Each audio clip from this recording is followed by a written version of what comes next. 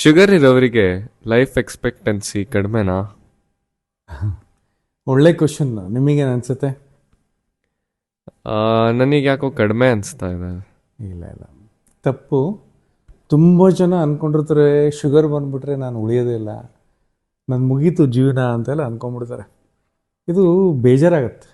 ಈ ಥರ ಎಲ್ಲ ಮನಸ್ಸಿಗೆ ನೀವು ಅಂದ್ಕೊಂಡ್ರೆ ಮಾಡಿದರೆ ತುಂಬ ಮನಸ್ಸಿಗೆ ಬೇಜಾರಾಗುತ್ತೆ. ಯಾಕಂದರೆ ಸಕ್ಕರೆ, ರಕ್ತದಲ್ಲಿ ಸಕ್ಕರೆ ಜಾಸ್ತಿ ಆಗೋದು ಸಕ್ಕರೆ ಕಾಯಿಲೆ ನಿಜ, ಒಪ್ತೀನಿ. ನೀವೇ ಆಗಲೇ ಕಾಯಿನ್ ಮಾಡ್ಕೊಂಡ್ಬಿಟ್ಟಿರ್ತೀರಿ, ನನಗೆ ಸಿಕ್ಕಾಬಿಟ್ಟು ದೊಡ್ಡ ಕಾಯಿಲೆ ಬಂದುಬಿಟ್ಟಿದೆ, ನಾನು ಜಾಸ್ತಿ ವರ್ಷ ಉಳಿಯೋದಿಲ್ಲ ಅಂತೇಳಿ. ಇದೆಲ್ಲ ಸುಳ್ಳು. ಎಲ್ಲಿವರೆಗೂ ನಿಮ್ಮ ಬ್ಲಡ್ ಶುಗರ್ನ ನೀವು ನಿಯಂತ್ರಣದಲ್ಲಿ ಇಟ್ಕೊಂಡಿರ್ತೀರ, ಅಂದರೆ ಪ್ರತಿ ಸಲ ನಿಮ್ಮ HbA1c ಅಂತ ಒಂದು ರಕ್ತ ಪರೀಕ್ಷೆ ಇರುತ್ತಲ್ಲ, ಆ HbA1cನ ಪ್ರತಿ ಸಲ ನೀವು 3 ತಿಂಗಳಿಗೆ ಒಂದು ಸಲ ನಿಮ್ಮ ಡಾಕ್ಟ್ರ್ ಹೇಳದೇ ಇರಲಿ ನೀವು ಪರೀಕ್ಷೆ ಮಾಡಿಸಿ. ಅದು ಪ್ರತಿ ಸಲ 6% ಕೆಳಗಡೆ ಇದ್ದರೆ ನೀವು 100 ವರ್ಷ ಕೂಡ ಚೆನ್ನಾಗಿ ಬಾಳಿ ಬದುಕ್ತೀರ. ಸೊ ಕಾಂಪ್ಲಿಕೇಶನ್ಸ್ ಆಗೋದಿಲ್ಲ. ಯಾರೆಲ್ಲ ಸಿಕ್ಕಾಬಿಟ್ಟೆ ಬ್ಲಡ್ ಶುಗರ್ ಮಾಡ್ಕೊಂಡಿರ್ತೀರಿ, ಯಾರೆಲ್ಲ ಆಹಾರ ಸರಿ ಪತ್ತೆ ಮಾಡೋದಿಲ್ಲ, ಯಾರೆಲ್ಲ ಸರಿಗೆ ಎಕ್ಸಸೈಸ್ ಮಾಡೋದಿಲ್ಲ, ಯಾರು ಶುಗರ್ನ ಸರಿ ತಿಳ್ಕೊಂಡಿಲ್ಲ, ಅಂಥವ್ರದ್ದು ಕಾಂಪ್ಲಿಕೇಶನ್ಸ್ ಆಗೋದು ಸಹಜ. ಯಾಕಂದರೆ ಈ ಸಕ್ಕರೆ ಕಾಯಿಲೆನಲ್ಲಿ, ಡಯಾಬಿಟಿಸ್ನಲ್ಲಿ ರಕ್ತನಾಳಗಳ ಸಮಸ್ಯೆ ಆಗ್ತಾ ಬರುತ್ತೆ. ರಕ್ತನಾಳಗಳು ಯಾಕೆ ಡ್ಯಾಮೇಜ್ ಆಗುತ್ತೆ ಗೊತ್ತಾ? ಈ ಶುಗರು ರಕ್ತನಾಳದೊಳಗೆ ಇದ್ಬಿಡುತ್ತೆ, ರಕ್ತದಲ್ಲೇ ಜಾಸ್ತಿ ಉಳ್ಕೊಂಡು ಜೀವಕೋಶಗಳಿಗೆ ಹೋಗಬೇಕಲ್ವ, ಜೀವಕೋಶಗಳಿಗೆ ಸೇರ್ಕೊಳ್ಳೋದೇ ಇಲ್ಲ. ಜೀವಕೋಶಗಳಿಗೆ ಹೋಗದೇ ರಕ್ತನಾಳದಲ್ಲೇ ಜಾಸ್ತಿ ಇದ್ದು ಸಣ್ಣ ರಕ್ತನಾಳ ಮತ್ತು ದೊಡ್ಡ ರಕ್ತನಾಳ, ಸ್ಮಾಲ್ ಬ್ಲಡ್ ವೆಸಲ್ಸ್ ಡಿಸೀಸ್ ಮತ್ತು ಲಾರ್ಜ್ ಅಥವಾ ಬಿಗ್ ಬ್ಲಡ್ ವೆಸಲ್ ಡಿಸೀಸ್ ಅಂತ ಕರಿತೀವಲ್ಲ, ಅವು ಡ್ಯಾಮೇಜ್ ಆಗ್ತಾ ಬರ್ತವೆ. ಅದರಲ್ಲಿ ಜಾಸ್ತಿ ಹೊಡೆತ ಬೀಳೋದು ಕಿಡ್ನಿ ಯಾಕಪ್ಪ ಹೊಡೆತ ಬೀಳುತ್ತೆ ಅಂದರೆ, ಪಾಪ ಅದರಲ್ಲಿ ಸಿಕ್ಕಾಬಿಟ್ಟೆ ಫಿಲ್ಟ್ರೇಷನ್ ಮಾಡಬೇಕು. ಹೌದಾ? 1 ನಿಮಿಷಕ್ಕೆ ಎಷ್ಟು ಫಿಲ್ಟ್ರೇಷನ್ ಮಾಡುತ್ತೆ ಅಂದಾಜದ? 180 ಲೀಟರ್ಸ್ ತಾನೆ. ಮತ್ತು ಅಷ್ಟೆಲ್ಲ ಅದು ರಕ್ತ ಹೋಗ್ಬೇಕದು ಕಿಡ್ನಿ ಒಳಗಡೆ, ಅಷ್ಟೆಲ್ಲ ಫಿಲ್ಟ್ರೇಷನ್ ಮಾಡಬೇಕು. ರಕ್ತ ಹೋಗ್ತಾ ಇರುತ್ತೆ, ಅಲ್ಲೆಲ್ಲ ಸಣ್ಣ ಸಣ್ಣ ರಕ್ತನಾಳ ತಾನೆ. ಆ ರಕ್ತನಾಳ ಅಷ್ಟು ಈ ಸಕ್ಕರೆ ಜಾಸ್ತಿ ಆಗಿ ಡ್ಯಾಮೇಜ್ ಆಗ್ತಾ ಬರುತ್ತೆ. ಯಾಕೆ ಡ್ಯಾಮೇಜ್ ಆಗುತ್ತೆ? ಆ ಶುಗರು ನಮ್ಮ ಬಾಡಿಗೆ ಎಷ್ಟು ಇರಬೇಕು ಅಷ್ಟೇ ಇರಬೇಕು. ಅದು ಜಾಸ್ತಿ ಆಗ್ತಾ ಬಂತು ಅಂತ ಹೇಳಿದ್ರೆ ರಕ್ತನಾಳಗಳು ಪೆಡಸುಗೊಟ್ಟುವಿಕೆ ಅಥವಾ ಹಾರ್ಡನಿಂಗ್ ಆಗ್ತಾ ಹೋಗುತ್ತೆ. ಆ ಹಾರ್ಡನಿಂಗ್ ಆದಂಗೂ ಅದಕ್ಕೆ ನಾವು ಅಥೆರೋಸ್ಕ್ಲೆರೋಸಿಸ್ ಅಥವಾ ಆರ್ಟಿರೋಸ್ಕ್ಲೆರೋಸಿಸ್ ಅಂತ ಕರಿತೀವಿ. ಅದಾಗ್ತಿದ್ದಂಗೂ ಡ್ಯಾಮೇಜ್ ಆಗ್ತಾ ಬರುತ್ತೆ. ಸೊ ಹಂಗೆ ಮನುಷ್ಯ ವೀಕ್ ಆಗ್ತಾ ಬರ್ತಾನೆ. ಆಯುರ್ವೇದದಲ್ಲಿ ಕಫದೋಷ ಮತ್ತು ವಾತದೋಷ ಅಗ್ರಿವೇಟ್ ಆಗುತ್ತೆ ಅಂತ ಹೇಳ್ತೀವಿ. ಇವೆರಡಕ್ಕೂ ಕೂಡ ಸರಿಯಾದ ರೀತಿಯಲ್ಲಿ ಪರಿಹಾರ ಇದೆ. ಈ ಶುಗರನ್ನ ಹೇಗೆ ಕಡಿಮೆ ಮಾಡಬೇಕು, ಹೇಗೆ ಸರಿ? ಅದೇ actually first of all HbA1c ನಿಯಂತ್ರಣದಲ್ಲಿ ಇಟ್ಕೊಳ್ರಿ. ಇಂಪಾರ್ಟೆಂಟ್ ಎಕ್ಸಸೈಸ್ ಹೇಳ್ತೀನಿ, ಅದು ದಿನನಿತ್ಯ ಫಾಲೋ ಮಾಡಿರಿ. ಊಟ ತಿಂಡಿ ಆದಮೇಲೆ ಮಿನಿಮಮ್ 10 ನಿಮಿಷ ನಡಿಲೇಬೇಕು. ತುಂಬ ಜನಕ್ಕೆ ಇದು ಗೊತ್ತಿಲ್ಲ. ಶುಗರ್ನಲ್ಲಿ ಎಸ್ಪೆಷಲಿ ಯಾರಿಗೆಲ್ಲ ಶುಗರ್ ಇದೆ ಅವ್ರು ಆದಷ್ಟು ವೆಹಿಕಲ್ನ ಕಡಿಮೆ ಮಾಡಿ ತಿಂಡಿ ತಿಂದ ಮೇಲೆ, ಊಟ ಆದಮೇಲೆ ಒಂದು 10 ನಿಮಿಷ ನಡಿಲೇಬೇಕಾಗತ್ತೆ. ಇದರಿಂದ ಆ ಮಸಲ್ಸ್ ಏನಿದೆ ನಮ್ಮ ಜೀವಕೋಶಗಳನ್ನು ಡೈರೆಕ್ಟಾಗಿ ಇನ್ಸುಲಿನ್ ಇಲ್ದಂಗೆ ಅಬ್ಸರ್ಪ್ಷನ್ ಮಾಡ್ಕೊಳತ್ತೆ ಶುಗರ್ ಅಂಶನ, ಸಕ್ಕರೆ ಅಂಶನ. ಹಾಗಾಗಿ ಫಸ್ಟ್ ಆ್ಯಂಡ್ ಫಾರ್ಮೋಸ್ಟ್ ಊಟ ಆದಮೇಲೆ ವಾಕಿಂಗ್ ಮಾಡೋದು. ಸೆಕೆಂಡ್, ಯಾರ ಮನೇಲೆಲ್ಲ ಮೆಟ್ಲಿದೆ ಅಥವಾ ಆಫೀಸ್ಗಳಲ್ಲಿ ಮೆಟ್ಲು ಹತ್ತೋದು ಇಳಿಯೋದು ಎಕ್ಸಸೈಸ್ ಮಾಡಬೇಕು. ಊಟದ ನಂತರ, ತಿಂಡಿ ನಂತರ ಅಂತೂ ಮೆಟ್ಲು ಹತ್ತೋ ಎಕ್ಸಸೈಸ್, ಮೆಟ್ಲು ಇಳಿಯೋ ಎಕ್ಸಸೈಸ್ ಇದೆಲ್ಲ ಭಾರಿ ಅನುಕೂಲ ಮಾಡುತ್ತೆ. ಇನ್ನೊಂದು ಇಂಪಾರ್ಟೆಂಟಪ್ಪ, ಆಫೀಸಲ್ಲಿ ಕೂತಿರ್ತೀರ, ನೀವು ಜಡ್ಜ್ ಆಗಿದ್ದೀರೋ, ಪೊಲೀಸ್ ಆಗಿದ್ದೀರೋ, ಅಥವಾ ಟೀಚರ್ ಆಗಿದ್ದೀರೋ, ಡಾಕ್ಟರ್ ಆಗಿದ್ದೀರೋ ಗೊತ್ತಿಲ್ಲ, ನಿಮ್ಮ ಅಂಗಡಿಯಲ್ಲಿದ್ದೀರೋ, ನಿಮ್ಮ ಪ್ರೊಫೆಷನಲ್ಲಿ ಏನಂತ ಹೇಳಿದ್ರೆ ಈ ಕಾಲಿನ ತುದಿ ಇರುತ್ತಲ್ಲ, ಟೋಸ್ ಇರುತ್ತಲ್ಲ, ಪಾದಗಳನ್ನ ಎತ್ತಬೇಕು ಇಳಿಸ್ಬೇಕು. ಈ ಥರ ಮಾಡಿದರೆ ಅಲ್ಲಿ ಕೂಡ ಮಸಲ್ಸ್ಗಳಿಗೆ ಎಕ್ಸಸೈಸ್ ಆಗುತ್ತೆ. ಅಲ್ಲೂ ಕೂಡ ಶುಗರ್ ಲೆವೆಲ್ ಕಂಟ್ರೋಲಿಗೆ ಬರ್ತಾ ಹೋಗುತ್ತೆ. ನಿಮ್ಮ ಶುಗರ್ ಲೆವೆಲ್ಲು ಎಷ್ಟು ಕಡಿಮೆ ಇಟ್ಕೊತೀರಾ, ನಿಯಂತ್ರಣದಲ್ಲಿ ಇಟ್ಕೊತೀರಾ, ಅಷ್ಟು ನಿಮ್ಮ ಆರೋಗ್ಯ ಚೆನ್ನಾಗಿರುತ್ತೆ. ಅದಕ್ಕೆ ಬಿಳಿ ಸಕ್ಕರೆ ಆಗಲಿ, ಬ್ರೌನ್ ಸಕ್ಕರೆ ಆಗಲಿ, ಬೆಲ್ಲ ಆಗಲಿ, ಇವೆಲ್ಲ ಕಂಪ್ಲೀಟ್ ನಿಲ್ಲಿಸ್ಬಿಡ್ಬೇಕು. ಸಕ್ಕರೆ ಅಂಶ ಕಂಪ್ಲೀಟ್ ಸ್ಟಾಪ್ ಮಾಡಬೇಕಾಗತ್ತೆ. ಸಕ್ಕರೆನೇ ನಮ್ಮ ದೇಹದ ಶತ್ರು. ಅದು ಶುಗರ್ ಇರಲಿ, ಶುಗರ್ ಇರದೇ ಇರಲಿ, ವೈಟ್ ಸಬ್ಸ್ಟೆನ್ಸ್ ಅಂತ ಏನಿದೆ, ಎಸ್ಪೆಷಲಿ ಸಕ್ಕರೆ, ಇದು ನಮ್ಮ ದೇಹದ ಶತ್ರು. ನೀವು ಸ್ವೀಟ್ ತಿನ್ನಲೇಬೇಕು ಅಂತ ಅನಿಸಿದರೆ ನಿಮಗೆ, ನೀವೇನು ಮಾಡಿ, ಊಟದ ನಂತರ ಎಲ್ಲೋ ರಾಗಿ ಖರ್ಜೂರ ಮಿಕ್ಸ್ ಇರುವಂಥದ್ದಾಗಲಿ, ಅಥವಾ ಖರ್ಜೂರದಲ್ಲಿ ಏನಾಗುತ್ತೆ ಫೈಬರ್ ಅಂಶ ಇರುತ್ತೆ, ಅದರಲ್ಲೂ ಕೂಡ ಫ್ರುಕ್ಟೋಸ್ ಇರುತ್ತೆ ನಿಜ. ಆದರೆ ಸಕ್ಕರೆ ಅಂಶ ಗ್ರ್ಯಾಜುಲಿ ಡಿಲೇಡ್ ಆಗಿ ರಕ್ತಕ್ಕೆ ಸೇರ್ಕೊಳ್ತಾ ಹೋಗುತ್ತೆ. ಸಡನ್ನಾಗಿ ಶುಗರ್ ಸ್ಪೈಕ್ ಆಗಲ್ಲ.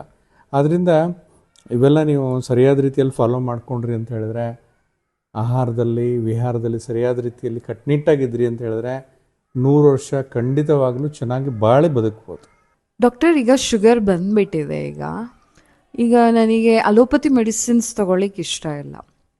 ಸೊ ನಾನು ಡಯಟ್ ಫಾಲೋ ಮಾಡ್ತೀನಿ, ಎಕ್ಸಸೈಸ್ ಫಾಲೋ ಮಾಡ್ತೀನಿ, ಅಂದ್ರೂ ಅದು ನನಗೆ ಇನ್ನೂ ಸ್ವಲ್ಪ ಶುಗರ್ ಇದೆ, ಇನ್ನೂ ಕಂಟ್ರೋಲಿಗೆ ಬಂದಿಲ್ಲ. ಸೊ ನೀವು ಆಯುರ್ವೇದದಲ್ಲಿ ನಾನು ಮೆಡಿಕೇಷನ್ಸ್ ಮಾಡ್ಬೋದಾ, ತಗೋಬೋದಾ? ಅದು ಮ್ಯಾನೇಜ್ ಚೆನ್ನಾಗಾಗುತ್ತಾ ನನ್ನ ಡಯಾಬಿಟೀಸು? ಹಾಂ, ತುಂಬ ಜನಕ್ಕೆ ಇರುವಂಥ ಒಂದು ಇಂಪಾರ್ಟೆಂಟ್ ಕ್ವಶನ್ನ ಕೇಳಿದ್ದೀರ. ಏನು ಗೊತ್ತಾ, ನಾನು ಹೇಳೋದು, ನೀವು ಆಯುರ್ವೇದನಾದ್ರೂ ತೊಗೊಳ್ರಿ, ಅಲೋಪತಿನಾದ್ರೂ ತೊಗೊಳ್ರಿ, ಹೋಮಿಯೋಪತಿನಾದ್ರೂ ತೊಗೊಳ್ರಿ, ಯಾವುದಾದ್ರೂ ತೊಗೊಳ್ರಿ, ಅಥವಾ ಏನೂ ಮೆಡಿಸಿನ್ಸ್ ತೊಗೊಳ್ದೇ ಇರಿ, ನಿಮ್ಮ ಬ್ಲಡ್ ಶುಗರು ಎಸ್ಪೆಷಲಿ HbA1c ಅಂತ ಏನು ಕರಿತೀವಿ, ಅದು ಯಾವಾಗಲೂ ನಾರ್ಮಲ್ ಆಗಿರಬೇಕು. 6% ಒಳಗಡೆ ಇದ್ದರೆ ಅದು ನಿಮ್ಮ ಮೆಡಿಸಿನ್ಸ್ ಕೆಲಸ ಮಾಡ್ತಿದೆ ಅಂತ ಹೇಳ್ಬಿಟ್ಟು. ನೋಡಿ, ಬರೀ ಬ್ಲಡ್ ಶುಗರ್ ಕಂಟ್ರೋಲ್ ಮಾಡ್ಕೊಳ್ಳೋದು ಅಷ್ಟೇ ಅಲ್ಲ, ಸಕ್ಕರೆ ಕಾಯಿಲೆನಲ್ಲಿ ಬ್ಲಡ್ ಶುಗರ್ ಜಾಸ್ತಿಯಾಗಿ ಆರ್ಗನ್ಸ್ಗಳು ಡ್ಯಾಮೇಜ್ ಆಗೋದನ್ನು ತಪ್ಪಿಸ್ಬೇಕು. ಸಕ್ಕರೆ ಕಾಯಿಲೆನಲ್ಲಿ ಮಲ್ಟಿಪಲ್ ಆರ್ಗನ್ ಡ್ಯಾಮೇಜ್ ಆಗ್ತಾ ಬರುತ್ತೆ. ಅಂಗಲಲ್ಲಿ ಉರಿ ಶುರು ಆಗುತ್ತೆ, ಅಂಗಲಲ್ಲಿ ನ್ಯೂರೋಪತಿ ಅಂತ ಕರಿತೀವಿ, ಅದಾಗುತ್ತೆ. ಕಣ್ಣು ಡ್ಯಾಮೇಜ್, ಸಣ್ಣ ರಕ್ತನಾಳಗಳು, ಕಣ್ಣಿನಲ್ಲಿರುವಂಥ ರಕ್ತನಾಳಗಳು ಡ್ಯಾಮೇಜ್ ಆಗಿ ಕಣ್ಣು ಡ್ಯಾಮೇಜ್ ಆಗುವಂಥ ಪಾಸಿಬಿಲಿಟಿ ಇರುತ್ತೆ. ಕಿಡ್ನಿ ಡ್ಯಾಮೇಜ್ ಆಗುವಂಥ ಪಾಸಿಬಿಲಿಟಿ. ಇವನ್ನೆಲ್ಲ ತಪ್ಪಿಸ್ಬೇಕು ಅಂತ ಹೇಳಿದ್ರೆ ನಿಮ್ಮ ರಕ್ತದ ಸಕ್ಕರೆ ಕಡಿಮೆ ಇರಬೇಕು. ಆಯುರ್ವೇದದಲ್ಲೂ ವಿ ಹ್ಯಾವ್ ಎಕ್ಸಲೆಂಟ್ ಮೆಡಿಸಿನ್ಸ್. ಬರೀ ಅಲೋಪತಿನಲ್ಲೇ ಇದೆಯಪ್ಪ ಅಂತೇನಿಲ್ಲ, ಆಯುರ್ವೇದದಲ್ಲೂ ವಾತ ಮತ್ತು ಕಫದೋಷನ ಕಡಿಮೆ ಮಾಡುವಂಥ ಸಾಕಷ್ಟು ಮೆಡಿಸಿನ್ಸ್ಗಳು ಆಯುರ್ವೇದದಲ್ಲಿದೆ. ಆಯುರ್ವೇದದಲ್ಲಿ ಈ ಥರ ಹೇಳ್ತಾನೆ, ಏನೇನು ತೊಗೊಂಡ್ರೆ ಶುಗರ್ ಬರುತ್ತೆ ಅಂತೇಳಿ. ಮಾಡರ್ನ್ ಮೆಡಿಸಿನ್ ಕೂಡ ಇತ್ತೀಚೆಗೆ ರಿಸರ್ಚ್ ಆಗಿ ಅದನ್ನೇ ಹೇಳಿರೋಂಥದ್ದು. ಅದರಲ್ಲಿ ಮಧುರಂ, ಶೀತಲಂ, ಸ್ನಿಗ್ಧಂ, ಪಿಚ್ಚಲಂ, ಅತಿಗುರು. ಅಂದರೆ ಮಧುರಂ ಅಂತ ಹೇಳಿದ್ರೆ ಈ ಸ್ವೀಟ್ಸ್ಗಳು, ಎಸ್ಪೆಷಲಿ ಸಕ್ಕರೆ, ಬೆಲ್ಲ, ಯಾವುದೇ ಥರದ್ದು ಸಕ್ಕರೆ ಸ್ವೀಟ್ಸ್ಗಳಾಗಿರ್ಬೋದು, ಇದನ್ನು ಜಾಸ್ತಿ ತಿಂದಷ್ಟು. ಆಮೇಲೆ ಶೀತಲ ಪದಾರ್ಥ ಅಂತ ಹೇಳಿದ್ರೆ ಈ ಅನ್ನೆಸೆಸರಿ ಕೋಲ್ಡ್ ಡ್ರಿಂಕ್ಸ್ ತಗೊಳ್ಳೋಂಥದ್ದು, ಸಿಕ್ಕಾಪಟ್ಟೆ ಜ್ಯೂಸ್ ಕುಡಿಯೋಂಥದ್ದು, ಈಗೆಲ್ಲ ಮಾಡ್ತಾರಲ್ಲ. ಕೋಕೋ-ಕೋಲಾ ಅಂತೂ, ಪೆಪ್ಸಿ ಅಂತೂ ಸಿಕ್ಕಾಪಟ್ಟೆ ಆಗ್ಬಿಡೋದು ಎಲ್ಲ ಯಂಗ್ ಜನ್ರೇಷನ್. ಸಾಫ್ಟ್ ಡ್ರಿಂಕ್ಸ್ಗಳು, ಸ್ಕ್ವಾಷಸ್ಗಳು ಇದೆಲ್ಲ ಸಿಕ್ಕಾಪಟ್ಟೆ ಬಳಸ್ತಾರೆ. ಅದರಲ್ಲಿ ಸಿಕ್ಕಾಪಟ್ಟೆ ಸಕ್ಕರೆ ಇರುತ್ತೆ ಅಲ್ವಾ. ಅದಕ್ಕೆ ಶೀತಲಂ ಅಂತ ಕರಿತೀವಿ ಆಯುರ್ವೇದದಲ್ಲಿ. ಆಮೇಲೆ ಸ್ನಿಗ್ಧಂ ಅಂತ ಹೇಳಿದ್ರೆ ಈಗ ಸಿಕ್ಕಾಪಟ್ಟೆ ಎಣ್ಣೆ, ಜಿಡ್ಡು, ಕರದ ಪದಾರ್ಥ, ಆಯಿಲಿ ಫುಡ್ಸ್, ಬೇಕರಿ ಫುಡ್ಸ್ ಕರೆದಿರೋದು ತಿನ್ನುವಂಥದ್ದು, ಜಂಕ್ ಫುಡ್ಸ್ ಇರ್ಬೋದು. ಅದು ಪಿಚ್ಚಲದಲ್ಲಿ ಬರುತ್ತೆ. ಪಿಚ್ಚಲದ ಅಂತ ಹೇಳಿದ್ರೆ ಜಿಡ್ಡಿನ ಪದಾರ್ಥಗಳು, ಮೈದಾ ಐಟಮ್ಸ್ಗಳು, ಬೇಕರಿ ಐಟಮ್ಸು. ಯಾವುದೇ ಬಿಸ್ಕೆಟ್ಸ್ ತಿಂದರೆ ಅದರಲ್ಲಿ ಮೈದಾ ಇದ್ದೇ ಇರುತ್ತೆ. ಹೌದು.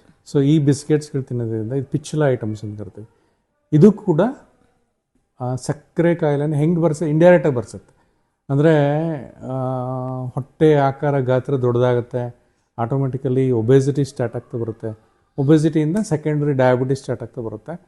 ಆಯುರ್ವೇದ 5000 ವರ್ಷಗಳಿಂದ ಹೇಳ್ಕೊಂಬಂದಿರೋಂಥದ್ದು ಇಟಿಯಾಲಜಿ ಇದು. ಇತ್ತೀಚೆಗೆ ಮಾಡರ್ನ್ ಸೈನ್ಸ್ ಇನ್ನು ರಿಸರ್ಚ್ ಮಾಡ್ತಾನೆ ಇದೆ. ಅದನ್ನ ಇನ್ಸುಲಿನ್ ರೆಸಿಸ್ಟೆನ್ಸ್ ಅಂತ ಅದಕ್ಕೆ ಗುರು ಆಹಾರಗಳು. ಈಗ ಪಿಜ್ಜಾ ತಿಂತಾರೆ, ಬರ್ಗರ್ ತಿಂತಾರೆ. ಪಿಜ್ಜಾ ಬೇಸ್ಗಳು ಸಿಕ್ಕಾಬಿಟ್ಟೆ ಹಾರ್ಡ್ ಇರುತ್ತೆ, ಹೆವಿ ಇರುತ್ತೆ, ಡೈಜೆಷನ್ನೇ ಆಗಲ್ಲ. ಇಲ್ಲ ಅಗ್ನಿ ಡ್ಯಾಮೇಜ್ ಆಗುತ್ತೆ ಆಯುರ್ವೇದ ಪ್ರಕಾರ. ಅಗ್ನಿ ಡ್ಯಾಮೇಜ್ ಆಗಿದ ಕೂಡಲೇ ಬೇರೆ ಬೇರೆ ಸ್ರೋತಸ್ಗಳು, ಎಸ್ಪೆಷಲಿ ಮೇದೋವಾ ಸ್ರೋತಸ್ ಅಂದೇವಿ, ಅಲ್ಲಿ ಫ್ಯಾಟ್ ಮೆಟಬಾಲಿಸಮ್ ಏನಾಗಬೇಕು ಅದು ಡಿಸ್ಟರ್ಬ್ ಆಗುತ್ತೆ. ಆಮೇಲೆ ಸಕ್ಕರೆ ಅಂಶ, ಕಫದೋಷ ಜಾಸ್ತಿ ಆಗಿಬಿಟ್ಟು ರಕ್ತದಲ್ಲಿ ಹಾಗೆ ಸಕ್ಕರೆ ಉಳ್ಕೊಳೋವಂಥದ್ದು. ಇದು ಇನ್ಸುಲಿನ್ ಏನು ಕೆಲಸ ಮಾಡಬೇಕಲ್ಲ ಆ ಕೆಲಸ ಮಾಡ್ತಿರುತ್ತೆ ಪಾಪ. ಆದರೆ ಸೆಲ್ಸ್ಗಳು ಅದ್ರ ಮನೆ ಬ್ಲಾಕ್ ಮಾಡ್ಕೊಂಬಿಟ್ಟದು. ಫಾರ್ ಎಕ್ಸಾಂಪಲ್ ಹೆಂಗೆ ಅಂತ ಹೇಳಿದ್ರೆ, ಈಗ ಮನೆಗೆ ಯಾರೋ ಬರ್ತಾರಪ್ಪ, ಮನೆಗೆ ಬಂದಾಗ ಬೀಗ ಬೇಕು, ಬೀಗ ಹಾಕೊಂಡು ಲಾಕ್ ಮಾಡ್ಕೊಂಡು ಹೋಗಿರ್ತಾರೆ. ಗೆಸ್ಟ್ ಕರ್ಕೊಂಡು ಬಂದುಬಿಡ್ತಾರೆ ಸಡನ್ನಾಗಿ ಮನೆಗೆ. ಈಗ ಬೀಗ ಓಪನ್ನೇ ಆಗಲ್ಲ, ಬೀಗ ಇದೆ ನಿಮ್ಮ ಹತ್ರ, ಬೀಗ ಓಪನ್ ಆಗ್ತಿಲ್ಲ, ಲಾಕ್ ಸಿಸ್ಟಮ್ ಡ್ಯಾಮೇಜ್ ಆಗಿಬಿಡೋದು ಅಂತ ಹೇಳಿದ್ರೆ ಅಲ್ಲಿ ನಮ್ಮ ಬಾಡಿ ಸೆಲ್ ಸಿಸ್ಟಮ್ ಡ್ಯಾಮೇಜ್ ಆಗಿರುತ್ತೆ. ಇನ್ಸುಲಿನ್ ಅಂದರೆ ಕೀ ಹಾಕ್ತೀರ, ತೆಗಿಯೋಕ್ಕಾಗಲ್ಲ. ಅವಾಗ ಏನಾಗುತ್ತೆ, ಗೆಸ್ಟ್ಗಳೆಲ್ಲ ಹೊರಗಡೆ ನಿಂತ್ಕೊಂಡ್ಬಿಡ್ತಾರೆ. ಅವಾಗ ನಿಮ್ಮ ಮನೆಯಲ್ಲಿ ಸಮಾರಂಭಗಳು, ಫಂಕ್ಷನ್ಸ್ಗಳು ಏನೂ ಮಾಡ್ಲಿಕ್ಕೆ ಬರೋಲ್ಲ. ಮನೆಯಾಗಿರೋದಿಲ್ಲ, ಉಳ್ಕೊಳೋದಿಲ್ಲ. ಹಾಗೆ ಅದೇ ರೀತಿ ಇನ್ಸುಲಿನ್ ಚೆನ್ನಾಗಿರುತ್ತೆ, ಕೀ ಚೆನ್ನಾಗಿರುತ್ತೆ. ಅದರ ಕೀ ಹಾಕ್ತಿರಲ್ಲ ಲಾಕ್ ಸಿಸ್ಟಮ್. ಹಾಗಾದ್ರೆ ಈಗ ಆಯುರ್ವೇದದಲ್ಲಿ ಈಗ ನೀವು ಇಷ್ಟು ಚೇಂಜಸ್ ಅಂದ್ರೆ ಎಟಿಯಾಲಜಿ ಹೇಳಿದ್ರಿ, ಅದನ್ನ ಕರೆಕ್ಟ್ ಮಾಡಲಿಕ್ಕೆ ಅವಕಾಶಗಳು ಉಂಟಾ ಆಯುರ್ವೇದ ಮೆಡಿಸಿನ್ಸ್ ಅಲ್ಲಿ? ಖಂಡಿತ ಕಡಿಮೆ ಮಾಡ್ಕೊಳೋಂಥ ಅವಕಾಶಗಳಿದಾವೆ. ಅದರಲ್ಲೇ ಫಸ್ಟು ವಿಹಾರ ಅಂದರೆ ಎಕ್ಸಸೈಸ್ ಬಗ್ಗೆ ನಾನು ಈಗಾಗಲೇ ಹೇಳಿದ್ದೀನಿ. ಆಹಾರದ ಬಗ್ಗೆ ಈಗಲಿಂದ ನೀವು ಸ್ಟ್ರಿಕ್ಟಾಗಿ ಸಕ್ಕರೆ ಸ್ವೀಟ್ಸು ಸಿಹಿ ಪದಾರ್ಥ ಕಂಪ್ಲೀಟ್ ಸ್ಟಾಪ್ ಮಾಡಿ ಆಯುರ್ವೇದಿಕ್ ಮೆಡಿಸಿನ್ಸ್ ನಿಮ್ಮ ಹತ್ತಿರದ ಆಯುರ್ವೇದ ಫಿಸಿಷಿಯನ್ಸ್ ಹತ್ರ ಆದರೂ ಹೋಗ್ಬೋದು. ನಾವು ಹತ್ತತ್ರ ಒಂದು 500 ಜನಗಳ ಮೇಲೆ 8 ವರ್ಷದಿಂದನೂ ಕೆಲವು ಮೆಡಿಸಿನ್ಸ್ನ ಪ್ರಯತ್ನ ಪಡ್ತಾ ಇದ್ದೀವಿ. ಎಸ್ಪೆಷಲಿ ಮೆಟ್ಫಾರ್ಮಿನ್ನ ರಿಪ್ಲೇಸ್ಮೆಂಟ್ ಮಾಡಬೇಕು ಅಂತೇಳಿ. ಇಂಗ್ಲೀಷ್ ಮೆಡಿಸಿನ್ ಗ್ಲೈಕೋಮೆಟೋ ಇವೆಲ್ಲ ಮೆಟ್ಫಾರ್ಮಿನ್ ರೂಪದಲ್ಲಿ ತಗೊಂತಾರಲ್ಲ, ಅಂಥವನ್ನೆಲ್ಲ ಅದ್ರ ಬದಲಿಯಾಗಿ ಆಯುರ್ವೇದದಲ್ಲಿ ನಾವೇ ಒಂದು ಓರಲ್ ಹೈಪೋಗ್ಲೈಸೆಮಿಕ್ ಏಜೆಂಟ್ನ ತಯಾರು ಮಾಡಿದ್ದೀವಿ. ಹತ್ತತ್ರ 8 ವರ್ಷದಿಂದ ಸತತವಾಗಿ ಸುಮಾರಷ್ಟು ಪೇಷಂಟ್ಸ್ಗಳಿಗೆ ಕೊಡ್ತಾ ಬಂದು ಪೇಷಂಟ್ಗಳು ತುಂಬ ಚೆನ್ನಾಗಿದ್ದಾರೆ. ಅಂದರೆ ಶುಗರ್ ಕಂಟ್ರೋಲ್ ಆಗಿದೆ. ಮೇನ್ ಶುಗರ್ ಕಂಟ್ರೋಲ್ ಇರೋದಕ್ಕಿಂತ ಹೆಚ್ಚಾಗಿ ಕಾಂಪ್ಲಿಕೇಶನ್ಸ್ ಆಗಿಲ್ಲ ಪೇಷಂಟ್ಸ್ಗಳಿಗೆ. ಫಸ್ಟ್ ಏನಾಗುತ್ತೆ, ಶುಗರ್ ಪೇಷಂಟ್ಸ್ಗಳಲ್ಲಿ ಫಸ್ಟ್ 5 ರಿಂದ 8 ವರ್ಷ ಏನೂ ಗೊತ್ತೇ ಆಗಲ್ಲ, ಕಾಂಪ್ಲಿಕೇಶನ್ಸೇ ಆಗಿರಲ್ಲ. 8-10 ವರ್ಷದ ನಂತರ ಕಾಂಪ್ಲಿಕೇಶನ್ ಸ್ಟಾರ್ಟ್ ಆಗ್ತಾ ಹೋಗುತ್ತೆ. ಈಗ ನಮ್ಮಲ್ಲಿ ಈಗ ಹತ್ತತ್ರ 8 ವರ್ಷದಿಂದ patient they are very happy, ಯಾವ ಥರದ ಸಮಸ್ಯೆಗಳು ಇಲ್ಲ. ಕ್ರಿಯಾಟಿನ್ ಪ್ರತಿ ಸಲ ಚೆಕ್ ಮಾಡಿಸಿದಾಗ 1ಕ್ಕಿಂತ ಜಾಸ್ತಿ ಆಗಿಬಾರ್ದು, 1 ಮಿಲಿಗ್ರಾಮ್ಗಿಂತ ಜಾಸ್ತಿ ಆಗಿರುತ್ತೆ. ಲಿಪಿಡ್ ಪ್ರೊಫೈಲ್ ಅಂತ ಮಾಡಿಸ್ತೀವಿ, ಅದರ ಕೊಲೆಸ್ಟ್ರಾಲ್ ಕೂಡ ನಾರ್ಮಲ್ ಆಗಿರುತ್ತೆ. HbA1c ಪ್ರತಿ ಸಲ 6.5%ಗಿಂತ ಹೆಚ್ಚಾಗಿಲ್ಲ. ಇವೆಲ್ಲ ನೋಡಿದರೆ ಆಯುರ್ವೇದ ಮೆಡಿಸಿನ್ಸ್ ನಾವು ಚರಕ ಸಮಿತಿಯಿಂದ ಹುಡುಕಿ ಮಾಡಿ ಅಮೃತ ಸಂಜೀವಿನಿ 2 ಅಂತ ಏನು ರೆಡಿ ಮಾಡಿದ್ದೀವಲ್ಲ, it's working much better than metformin. ಆಯುರ್ವೇದದಲ್ಲಿ ಗುಳಿಗೆಗಳ ರೂಪದಲ್ಲಿ ಏನಾದರೂ ಸಿಗುತ್ತಾ ಸರ್? ಆಯುರ್ವೇದದಲ್ಲಿ ಗುಳಿಗೆ ರೂಪದಲ್ಲೂ ಸಿಗುತ್ತೆ. ನಿಮ್ಮ ಬ್ಲಡ್ ಶುಗರ್ನ ಆಧಾರದ ಮೇಲೆ ಇರುತ್ತದು.